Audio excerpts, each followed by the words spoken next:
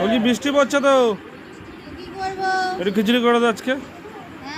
খিচুড়ি, হ্যাঁ, সারাদিন বৃষ্টি তো সব আছে, চল একটু খিচুড়ি করে দাও। সব একটু বানিয়ে বানিয়ে কর। এই যে সবজি, এটা কি গোবিন্দভোগ চাল? ও বাবা, আবার ডাল ভেজে রেখেছো।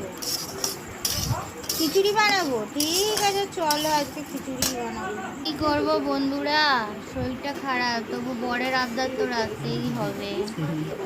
করলাম খিচুড়ি, বেগুনি আর পাঁপড় ভাজা। দেখো এক কড়াই খিচুড়ি থেকে এইটুখানি আছে, সব খাওয়া হয়ে গেছে। বদ্দা একটু নেবে? নিবি?